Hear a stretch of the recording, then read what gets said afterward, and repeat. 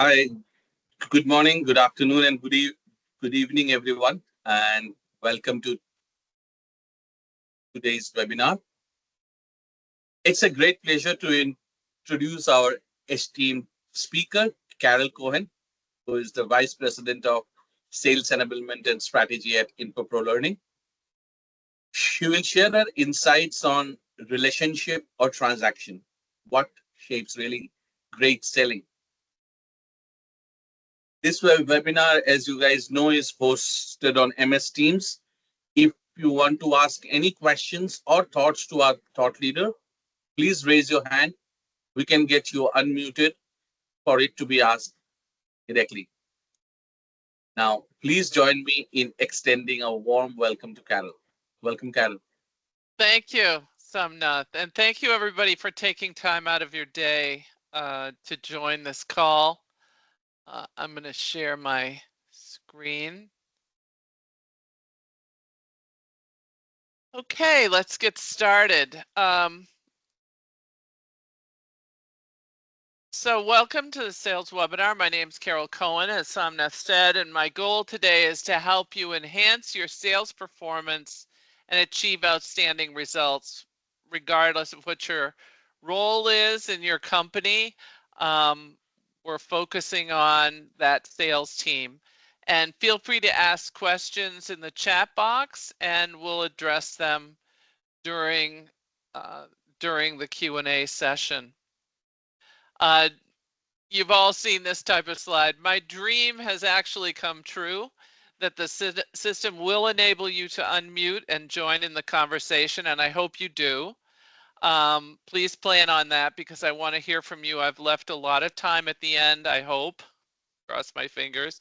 So that you can share what you're doing or what you wish for or any questions that you may have.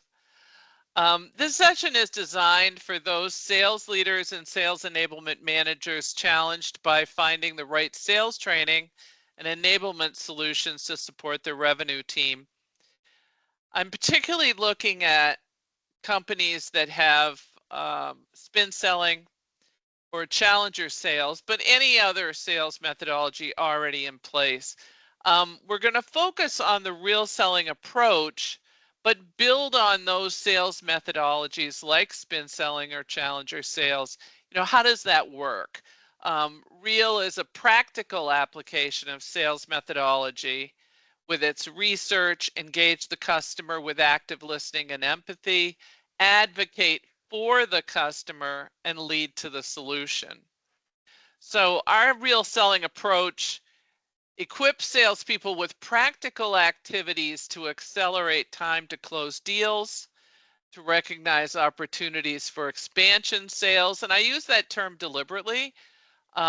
A lot of times people have said upsell and cross-sell, but if you think of a physical body, the physical body facing a company is saying, we're going to cross lines of our business silos, or we're going to deliver solutions to upsell more.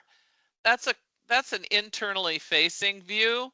But if you turn that body around and face the customer, you think about it as an expansion sale to expand the footprint in the customer or expand on the deal you've already given them to provide them more business value. So I use that term expansion sale very deliberately.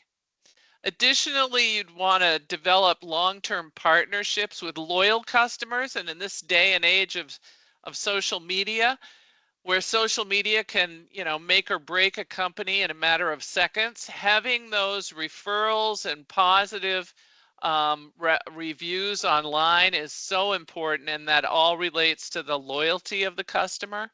So this webinar should help sales managers and sales enablement leads gain those important insights to support the sales team to move from transactional to consultative selling. Sounds so easy, but it isn't. We want to put everything in that customer's context. And the key is to establish a solid foundation to selling, forming a foundation of strength as a valued partner. Now, often salespeople resist moving to a more consultative approach because they don't want to feel salesy. And there's a lot of negative connotations associated with being salesy, like pushy, aggressive, manipulative, focused on just closing another deal. And I'll say in parentheses, if you are using challenger sales, a lot of times salespeople kind of resist it because they feel like they're sort of bossing the customer around or telling them to do things they don't want to do. And it isn't really that, but we'll get to that later. This approach, the approach of being salesy and manipulative and pushy, is ineffective in today's market. And if you drive by a car dealership, like on a Sunday when it's closed, all those people walking around the cars, they're trying to avoid that salesy salesperson. So that's how you know it really doesn't work. So let's face it, COVID changed everything. It accelerated our adoption of digital resources and video calls and webinars like this one. It had an enormous impact on buyers. We had to buy everything online because we were isolated in our homes. That allowed us to differentiate between purchases we could make without a salesperson and purchases where we require someone. So I always say, you don't need a salesperson to make a purchase, except when you need a salesperson. And when you do, you need one who really understands you and really cares about your success. And that sounds like a relationship. That salesperson should be thinking about your success, not just now, but in the future, and become that valued partner to you as a customer. And that's the difference between transactional selling and consultative selling. The difference between transactions and relationships. So what's the alternative to being salesy? Be authentic, build genuine connections, focusing on customer needs and providing value. And that's what everyone wants. Everyone, even you. Buyers want that. Sales leaders want that. We all want that. The trick, though, is how to do it. And most companies have already adopted one of the many sales methodologies that have been around for a while. And in this session, I'm going to focus on spin selling and challenger sales. Both of those methodologies have been adopted by many companies. They have invested in training sessions. And when I say invested, that's like in all caps.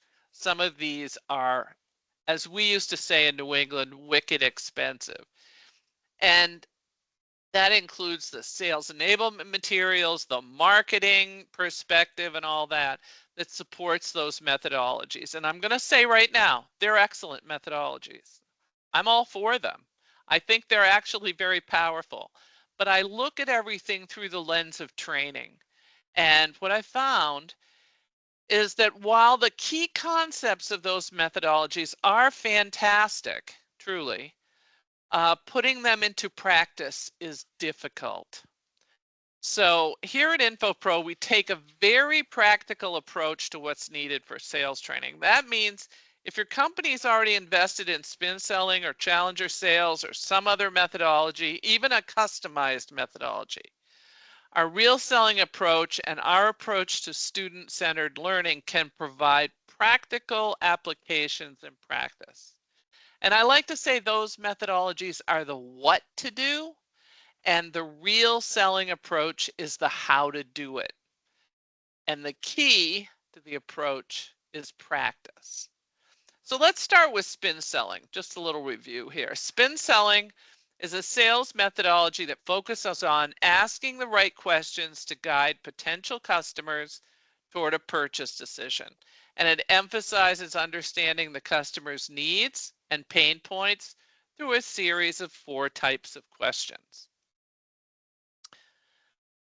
So the S is for situation questions, and these questions establish the context and gather basic information about the customer's current situation, but it does not mean you ask the customer, what's your current situation? This requires understanding the market, their industry, the pressures they're under, even their competition, Anyone engaging in this kind of conversation with their customer has quite a bit of homework to do, both before and after the customer call. Now, I'll tell you, there are a lot of customers who will hand a list of situation questions to a BDR or ISR and say, ask these. And that, from my training perspective, isn't exactly the way to get them to use spin selling correctly. The idea is, what do they do with the answers? And we're going to go over that with each of these question areas. So P is for problem questions, and these questions explore the challenges and difficulties the customer is facing.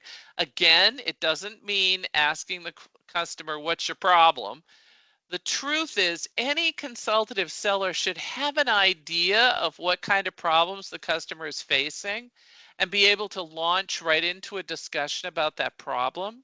I mean, the trick of this is to know and understand the pressures and problems in their industry, but restrain from guessing their problem. And I mean red circle, guessing, line through it. Don't guess. So you should have research on what's going on in the industry and then focus on what they're saying to understand what their problem is. The I is for implication questions. These delve into the consequences and impact of the customer's problems, highlighting the urgency. And by urgency, that's where you get into analyzing your pipeline of finding a solution. And when we talk about implications, you have to look at it from multiple directions. One direction is from the perspective of the person you're talking to. Are they a finance person? Is it a procurement person? Is it someone in sales? Is it someone who's a C-level executive? The different personas have different individual goals, and they have different roadblocks to their own personal success in their company. And understanding that and understanding that customer will enable the discussion to really delve into consequences that matter. Now, N is for the need payoff questions. And these questions focus on the value and benefits of solving the customer's problems, leading them to how your product or service can help. And here's where your homework and preparation matter the most, because the demanding work here is to make that connection between the situation of the customer, the scenario of the customer's goals and needs, and then the problems that they need to solve in order to construct a picture of the implications of not doing anything or buying from you. And let me just add one thing there. So if it's a brand new customer, then your status quo is not doing anything with you. So that's what you're comparing to. So if they don't do anything, what's the implication? Or if they buy from you, what's the implication? If it's an expansion sale, then you've already promised them some value. They've already received, hopefully, that value. And now you're building on that value as the next step. But this is no easy task. And all of this is very critical to your success. So just because you've told them that you need to ask these, you've told your sales team they need to ask these types of questions, doesn't mean they can easily do it. And there I go, talking like a teacher again. But I think this is where they need practice to understand what to do with their answers and how that builds to the next question. But there's a whole lot of good reasons for using spin selling as your fundamental methodology. And by using this approach, salespeople can build trust, they establish credibility, they effectively address the customer's needs, increasing the likelihood of closing a deal. But as I said before, that's just the what to do. It doesn't exactly explain how to do it. And I'm going to get to that in a minute. But if you look at this slide, I've put the real selling model to the right next to the activities that have to happen with spin selling. And you can see there's a relationship there if you think about spin selling as the what to do and the real selling as how to do it. But let's go on before we really dig into that and look at challenger sales methodology. And I'm doing it this way partly because I believe that salespeople these days have constructed kind of a patchwork quilt of sales methodologies that they're using. It's likely that even if they're using spin selling fundamentally, that they've been exposed to challenger sales as well, or the other way around. So I just want to run through that before we really dig into the steps. So challenger sales is a sales methodology that posits high-performing sales teams don't just build relationships, they challenge customer thinking. And it identifies 3 distinct characteristics of the challenger salesperson as they teach, tailor, and take control of the sales motion. And of course, in this short little overview, I'm not going into all the details of challenger. I mean, there's a whole lot to it: commercial teaching and personas of salespeople, personas of customers. But if you really whittle it down, we're looking at these 3 things. So what do we mean by the teacher? Challengers educate customers with new insights about their business, industry trends, and potential solutions they may not have considered before. They bring a fresh perspective and help customers see their challenges in a new light. Now think about the homework involved in that. And I know, I've been at companies where they're using challenger sales, and what they do is, marketing will make a deck that they can use for for customers, and they just kind of say like, yeah, we know everything about this, but think about the business industry trends and potential solutions. Those are things that are very customized to that particular customer. So that's where we really think about that homework that's involved in this. This is not easy. So what do we mean by tailoring? Challengers adapt their communication style and message to resonate with specific customer stakeholders. They understand different personalities and tailor their approach accordingly. This means profiling those customer personas, like I mentioned earlier. And here's where salespeople need to practice their conversations and their ability to respond with agility and adapt to whatever situation arises. And one of the things Challenger emphasizes, because they're a very data-driven kind of model, and they did a ton of research to determine how to proceed with this. And what they realized was that more and more often, salespeople have to sell to not just a single person, but a group of people.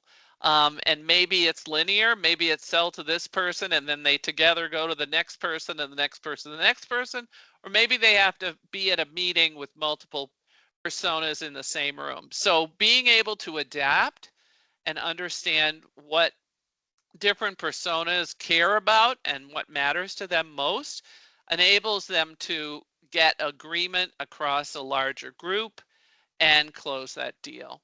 So the tailoring is very critical. So what do I mean by take control? Well, challenges are assertive and comfortable pushing back on customers' assumptions or conventional wisdom. They confidently advocate for their solution, and they aren't afraid to guide the customer toward the best outcome. Challengers will take control of the conversation, make open suggestions about what the customer should do next. They're not afraid to suggest things that are in the future and may be out of scope at the present time. They demonstrate the ability to be a valued partner to the customer. And the big thing here is that a lot of times, like customers, and they'll do this with us too, they'll come to us and they'll say like, I want this, I want, 10 certifications, all e-learning, blah, blah, blah. And if you don't, as a challenger, you say like, what is your real problem? What are you trying to solve? What do you have already? And maybe what you provide to them as a solution is smaller than what they asked for, different from what they asked for, or bigger than what they asked for. But you're listening to their problem and you are bringing your expertise to the table to help them craft what their solution is, what the best solution is for them. So my summary of Challenger is to emphasize the importance of teaching for differentiation, which means providing unique insights that separate their company from their competition. Debating constructively means challenging customer thinking in a way that's respectful and builds credibility, and that takes serious practice. Controlling the conversation means guiding the sales process and ensuring the customer understands the value proposition. So, challenger selling encourages salespeople to be more than relationship builders. They have to be thought leaders who can challenge the status quo and drive the customer toward a better solution, even if it means pushing them outside of their comfort zone. So you can tell by these summaries that both of these methodologies are very sound and can be highly effective. What is not always effective is the training around them. And by that I mean often they're presented by an expert who can do this in their sleep. They've done the homework, they've written the books on it, they've got all the experience, they're a natural, and they make it look easy. And selling isn't easy. Selling's hard. So when we look at the key elements of the methodologies, spin selling and challenger sales, we know that salespeople are naturally success driven. So they'll do things when they find success and they'll repeat those things, but they're risk averse to change. So they don't want to try something they're not 100% confident in, and that means practice. And that's where the gap is. Like the expert on the stage makes it look simple, and maybe they go and try something without practice and it doesn't work. And so they say like, oh yeah, I tried Challenger, but I didn't like how I had to, contradict the customer or something like that. So the idea is to focus on what are those competencies that are required that comprise real selling, where they can practice those methodologies that they have in-house that they're using. And you can see the lineup here of how these relate. Now, one more focus here on the concept of effective sales training, because that's kind of my thing, and I get all excited about sales training. But most of us have experienced a classroom environment where a teacher or lecturer provides just tons and tons of information, and we have to take that in and convert it to knowledge. But in the case of sales, it's much more practical. And having someone who's an effective seller stand up and tell stories about their success basically tells us that we have to turn into them to be successful. And a lot of times those stories are inspirational and they're wonderful on the main stage, but we just don't know how to connect the dots to hear the story of their success and then convert it into our own successful practice. So effective sales training has to take the what to do and convert it into the how to do it and provide practice so that those salespeople who are in fact risk averse gain confidence in the approach and are willing to try it with their customers. And once they can do that, they can become very consultative and highly successful in those methodologies. Now, I want to add one more thing. You'll notice I have not used the term role play once. I think I can confidently say that salespeople, and probably most people, hate role plays.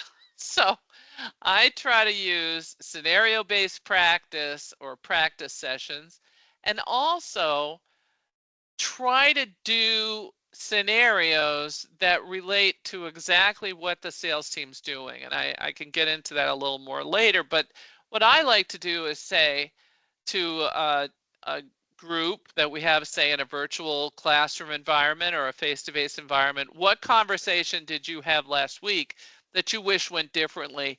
Talk about that. We'll pick one, and then we'll try out some scenarios and see if we can make it a better experience. We can practice with that. So what you're doing is you're practicing in real time with what is happening to them every day. And you're not trying to concoct a story that can last for a year or two in your class to practice with, that sometimes may be a little wonky for them. You want the practice to be real and it to be conversational and allow for peer-to-peer comments.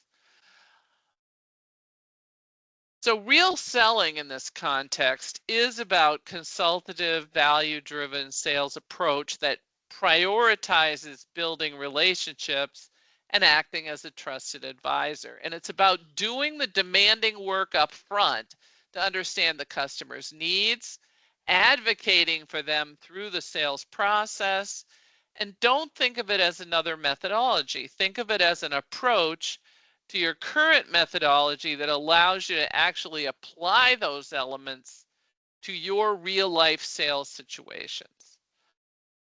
So what's the first step? Well, I've mentioned it already like 100 times. All the homework required to do this. The R is for research. And this goes beyond just looking up a company online or looking up the LinkedIn profile of the person you're going to talk to. I mean, that's a given. That's table stakes.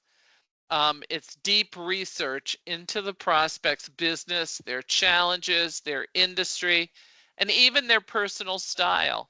It's about understanding their world before you even engage. This is challenging and not challenging, right? Like a lot of times you may be working in the same industry all the time, so you know a lot about that industry.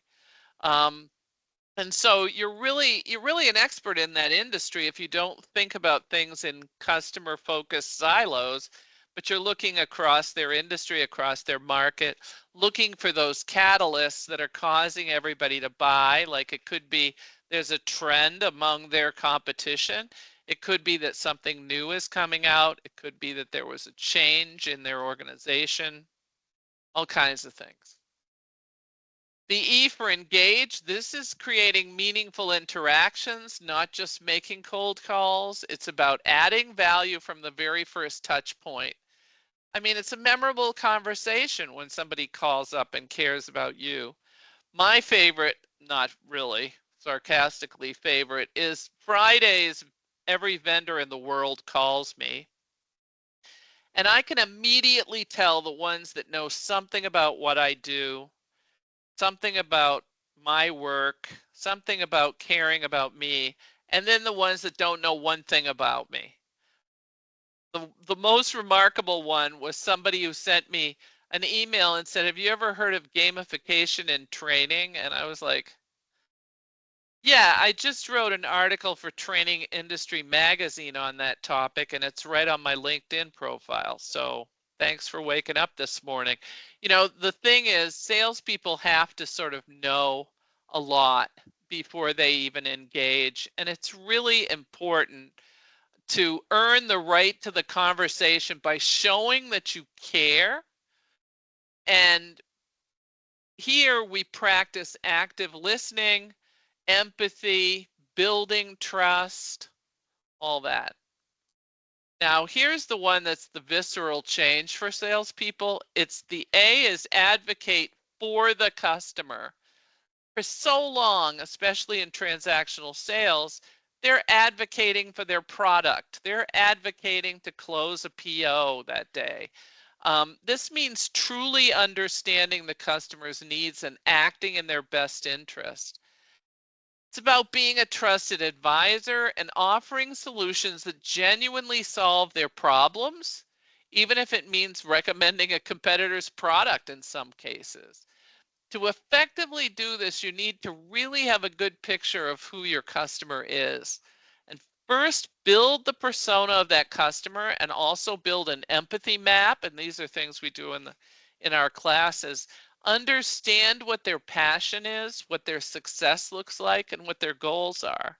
And the other thing is, sometimes you get like possessive about your information, your IP, but the reality is, as a valued partner, you're the best one to answer questions for them. You're the best one to provide the solution.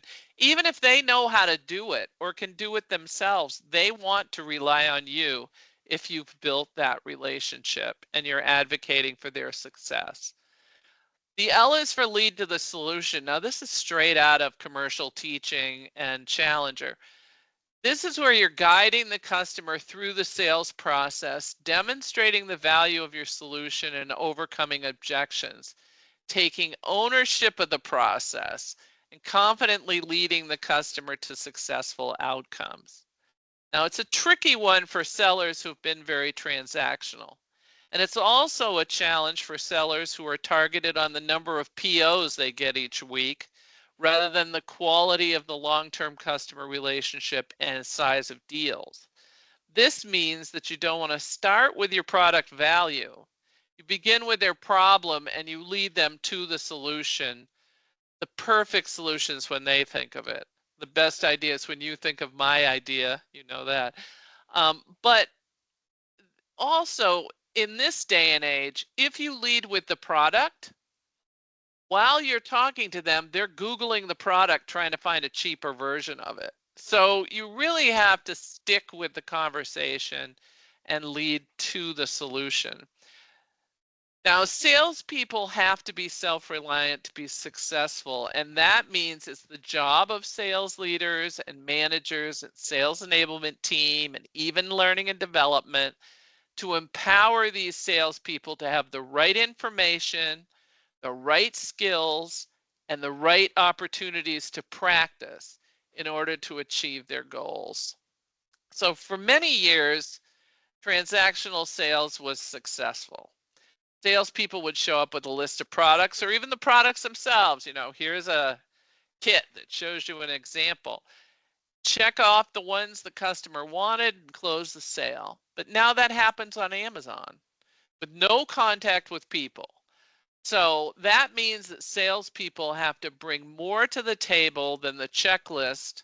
And that's where the understanding of the customer, being able to be agile in the conversation, and then making suggestions to lead to the sale is the right methodology. And it means being more consultative, and it's just plain more difficult.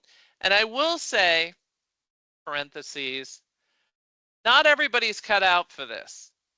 So in some cases, if you're transitioning from transactional selling to consultative selling, some of your salespeople just don't want to do it.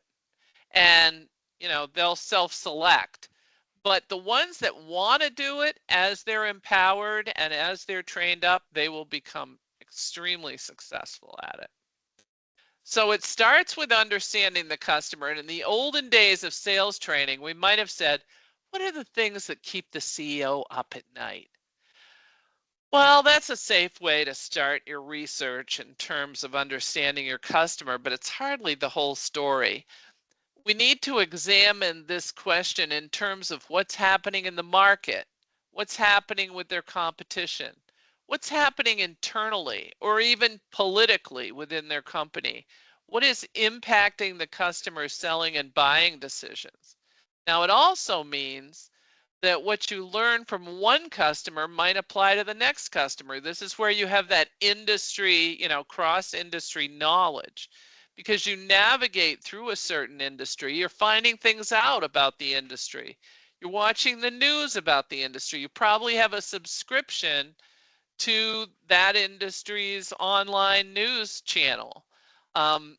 You know that a certain company is going through a whole lot of layoffs, or they just had a big internet hack that impacted their customers or their projects, or one company acquired another, or something like that.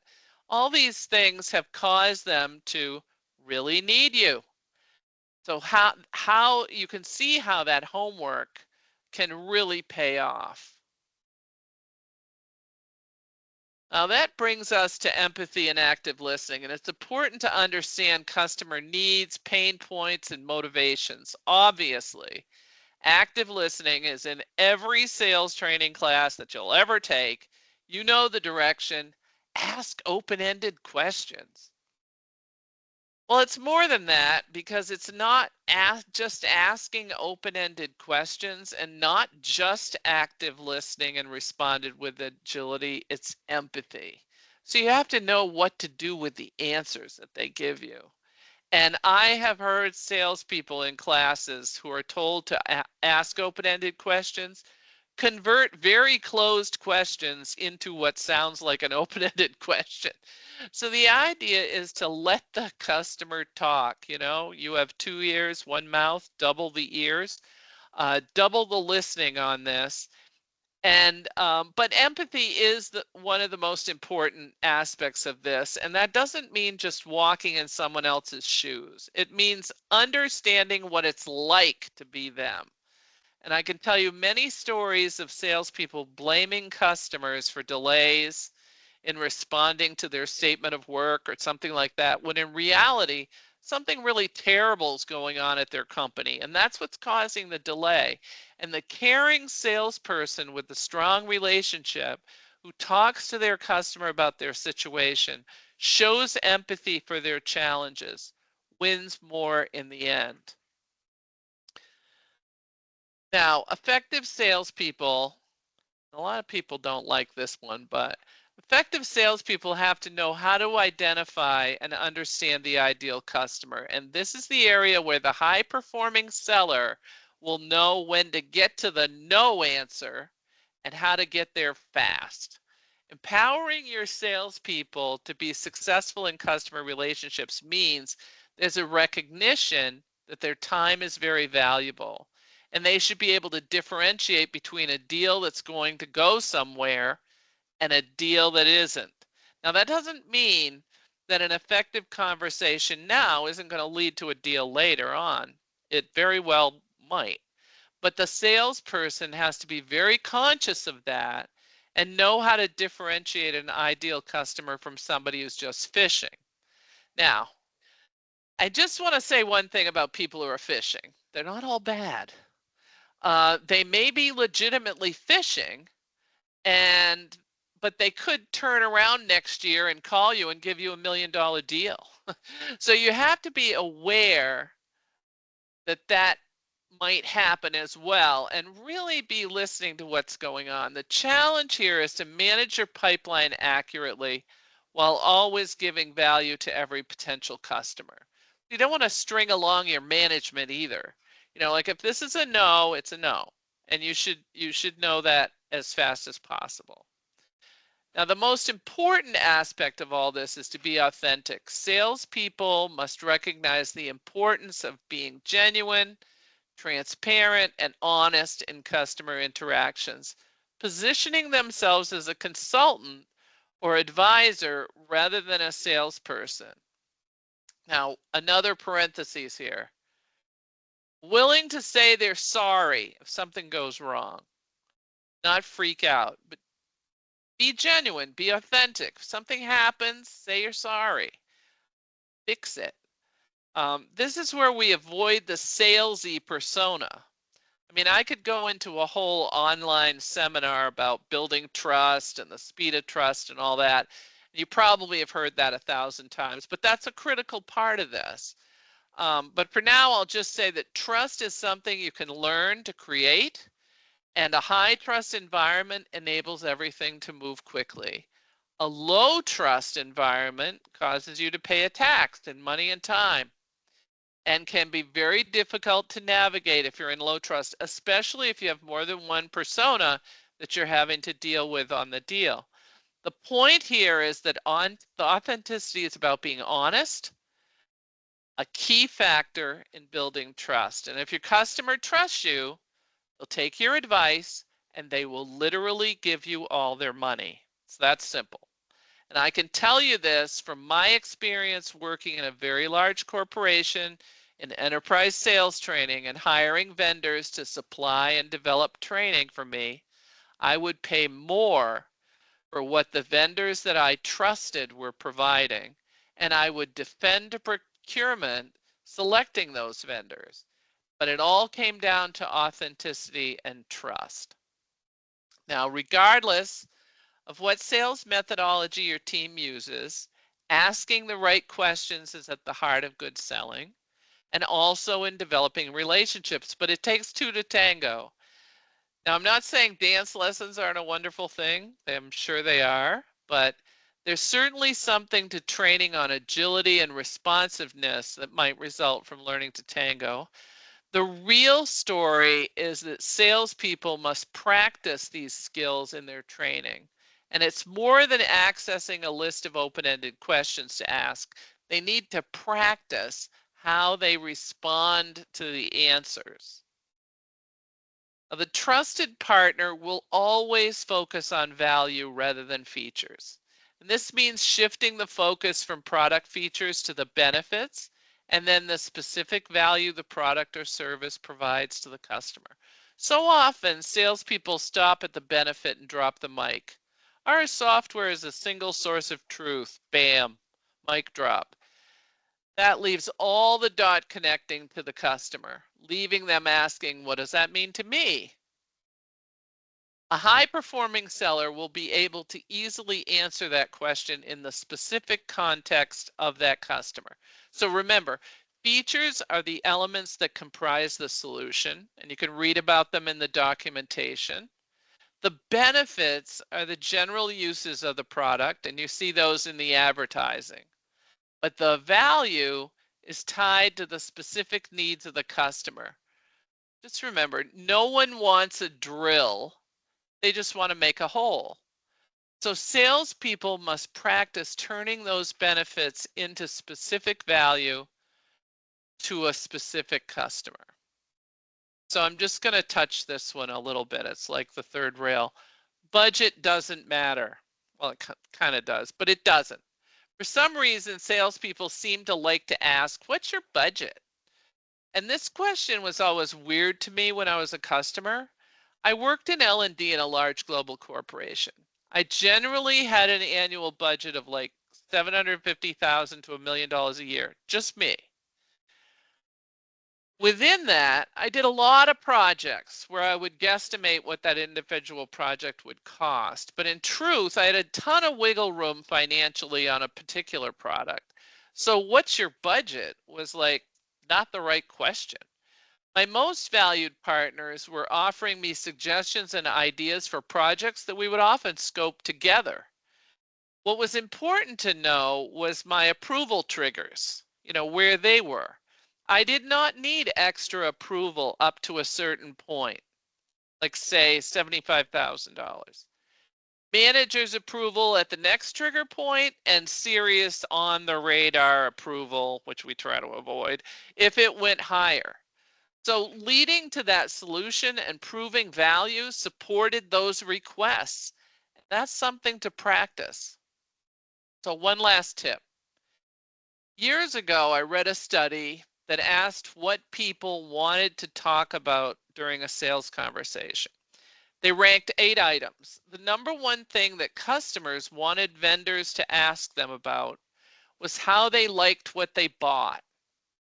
Now that means the sales guy has to go back to somebody he already sold to. The vendors responded by ranking that question last. Now, I was running a training program at the time, and we asked a coach to give weekly assignments to the participants who were a sales team, an intact team, in an email, and then coach them on the results. Kind of like, that's a great idea. Have you thought about this? But one assignment was a follow-on to this survey to ask the customers, did they like what they purchased? And one participant responded that he had asked a customer who had recently purchased $1 million blade server solution. And the customer told him he liked it so much he wanted another one. Well, the salesperson had been reluctant to ask the question and then totally surprised when he got an additional deal.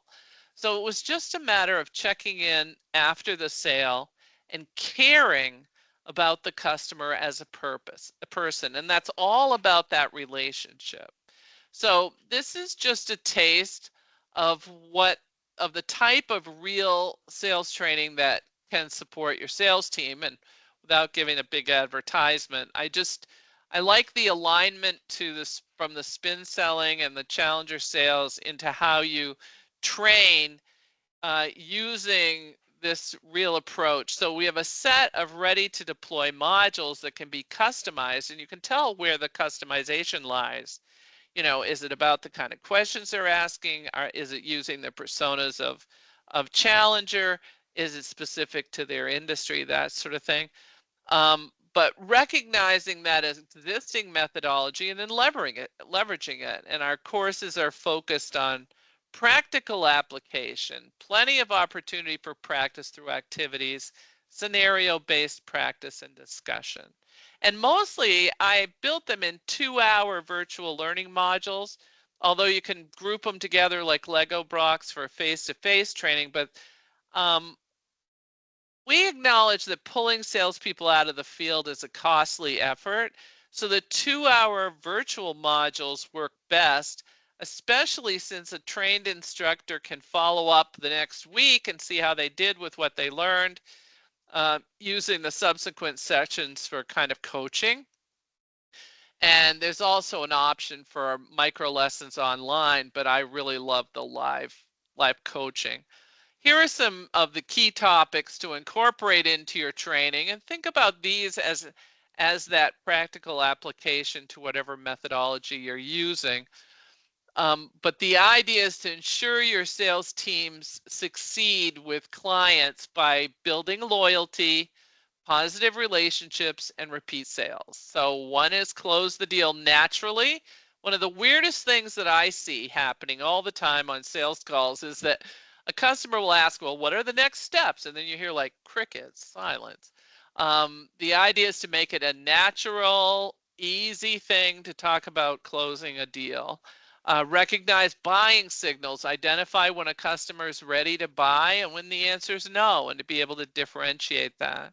Establish a soft close. Develop non-pushy closing techniques that follow the foundation that's already been built early on. And the more you've built that relationship, the easier that is.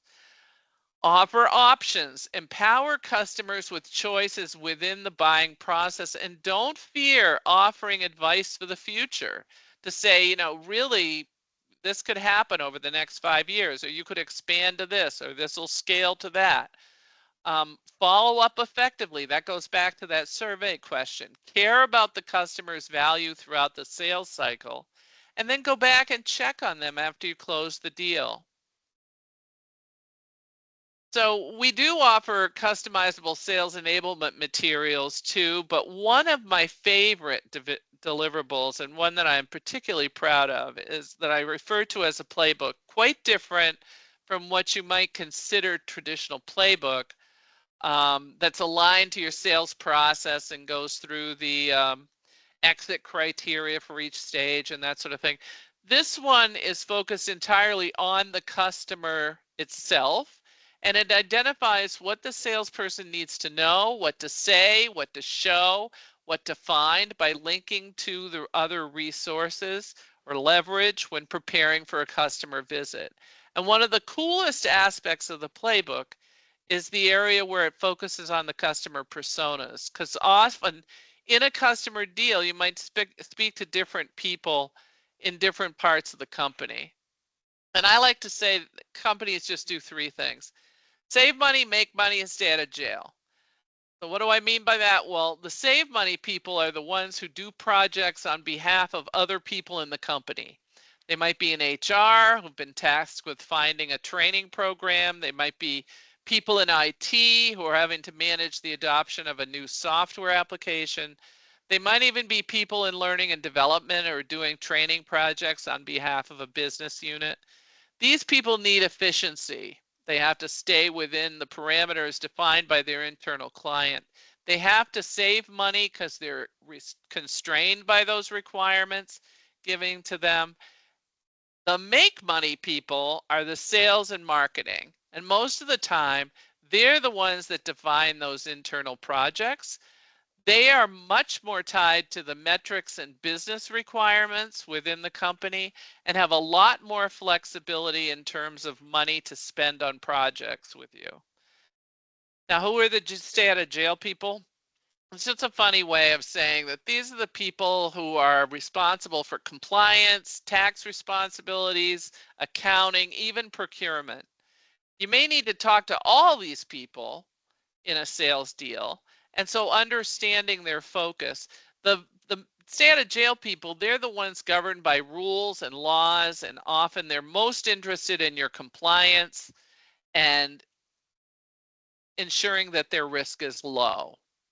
So our playbooks talk about the people who are in those personas and what they have as personal goals, like within their company, like what are typical goals for that role? What are some of the challenges and roadblocks they face in their role? And then some specific insights that the salesperson can share about your solution that will resonate with them specifically. So in other words, there may be a theme, like we said, single source of truth, but single source of truth may mean something different to all three of those people in terms of value. So the playbook will cover that, plus typical objections and what insights can be shared against those. And we like to focus on those primary triggers in the market for purchase. I like to call them catalysts.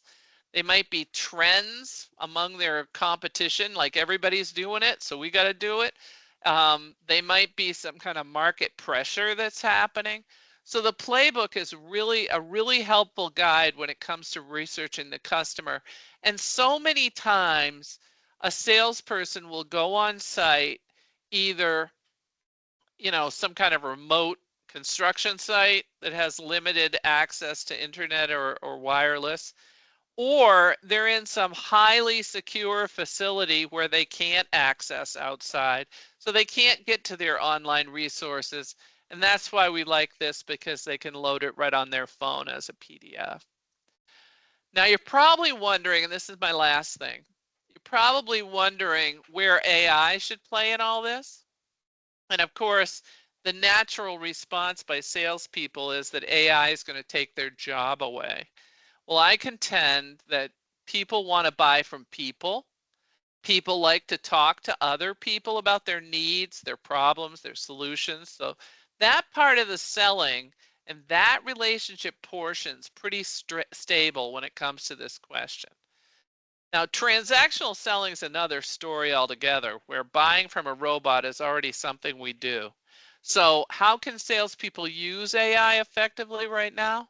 Well, if you stay strictly in the present versus fantasizing about the future, salespeople can use a chatbot like Gemini on Google or some of the others as part of their research. I mean, there are some chatbot options that have even additional things. I think even with Gemini, you can attach Notepad to it, so you can actually track your relationships and your discussions with individual customers and stuff.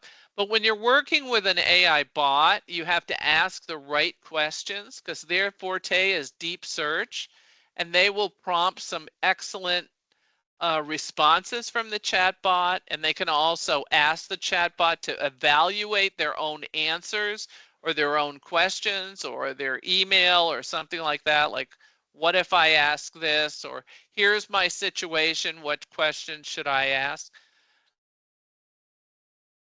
But I never miss a chance to talk to people about the two things that are most important when it comes to working with AI right now. We need to think about the A as standing for augmented, as in augmented intelligence. It's like an intern or a helper for you to augment your own work. So learning how to ask the right questions or submit the right prompts to get the best answer is very important. And then the other half of the story is the machine learning. Your little intern needs to learn from you. So like Gemini will learn and be better at answering if I reply with advice. So for example, if I ask it a question, it gives me a great response. The best thing I can do is to say to Gemini, thank you. That was an excellent response to my question. It was especially good because it highlighted like whatever it highlighted. Gemini will learn from that, and that will inform the next question that it's asked. And it's our responsibility to do that to support machine learning. And we have a number of solutions, including an AI-driven coach. And I think the coaching, when it's specific to your company, with its own private data lake, could also be very effective. And these are new and they're worth trying, but the biggest thing right now is to use it in terms of research and possibly practice. But I'd love to hear from you about the ways that you're using AI right now. So I'm going to stop, should have stopped earlier, um, and see what you have for questions. So I'm going to stop sharing and go back to the pictures. Um, do we have any in chat, Somnath? No, we don't have any questions as of now. If anyone wants to ask any question or maybe share their thoughts, they can raise their hand and we can get you unmuted. I'd love to hear Any from you, questions? especially if there's anything you've tried or anything I said that you think I'm off the mark and you want to correct. I'd love to hear it.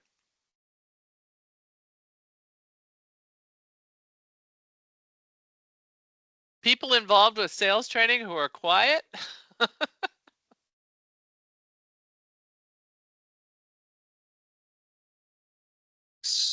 So yes, we have one. So we have Sharifa asking a question. Okay. So Unmute. let me yep, just. So yes, you can unmute yourself. Yes, yes, I hear I am you. Hi, unmuted. Sharifa. Hi, Carol. Hi. Hi.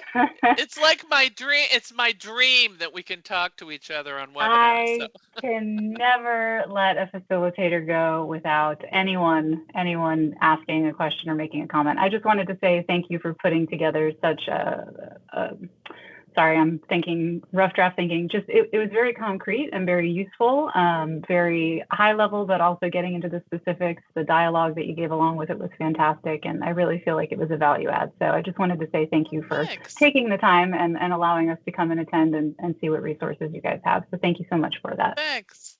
Thanks. Well, I really am passionate about empowering salespeople and helping them.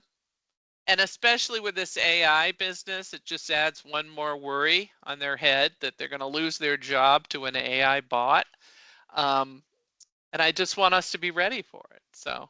No, I love that. The timing on the AI is perfect. And, you know, what we're finding is really not so much that they're thinking it's going to take their job, but they're thinking it's going to help them do their job. But then you have to think about, like you said, keeping people out of jail and all that good stuff, right? We want to make sure that we're following those things appropriately. And if they're using outside sources, that the internal information is not being dispersed into the ether for other people to pull from. So I think that's a challenge that sales organizations are facing right now. How do we kind of leverage this in a way that doesn't put us or our proprietary information at risk? So great timing for that. Absolutely. Thanks for bringing that up. Yeah. Yeah, I've heard that. We've heard that a lot, you know, like, oh, can we have AI kind of do everything? And it's like, well, there's a big privacy thing. And I think at this point, creating that personal private data lake internally that is not shared externally that salespeople can use for information about their products, for example. One of the things I heard from one of our clients, which I think is just a stroke of genius, solves the problem of your expertise going out the door with retirement.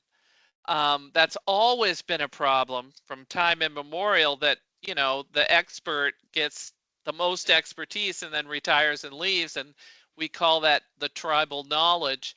How do you protect that tribal knowledge?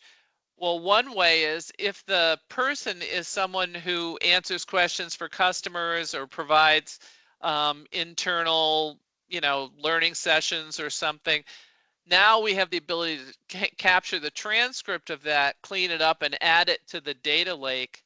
And it almost allows us to capture that expertise that's about to walk out the door by using that AI bot. So I heard that and I thought this is just a stroke of genius. But it's those kind of problems that I think we can solve right away. I mean, AI is going to do a lot of things and it's doing it very rapidly. But you're right, the biggest issue is around protecting the privacy issues, not throwing everything in the world out into the ether, and actually having a resource for salespeople.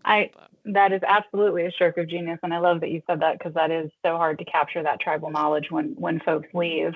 So I'm adding that to my notes here. When I heard that, I was like, wow, I'm going for it. Talk about leveraging it, right? But I think really we're all here for sales training, right? We're all here for sales, which means we all know salespeople, which means we know salespeople like to move quickly. And organizations, when they're trying to, create that internal data lake, that is a process that takes time to build, and contracts, and, which tool are we going to use, and all of that. So it's just that balance between how do we keep them from putting too much out there, because you can tell them not to use ChatGPT all day long. They're using it. Right. Yeah, so they're using it. Right. Like we can't pretend they're not, they don't have computers yet. They're already, they're out there doing it already. Yeah, it's that great conundrum, but I think everyone's trying to work towards that. But thank you so much for sharing. I really appreciate it, Carol. Thank you, and thanks for speaking up. I love it when people talk. Can't leave you hanging. Couldn't do that. Thank you. Yeah. So thank you very much, Sharifa, and thank you, Carol. We are once time, and please do look out your inbox for the recording of the webinar. Thank you, Carol, and thank you everyone for joining in. Thank you so much. Take care. Y'all have a great day. Bye-bye.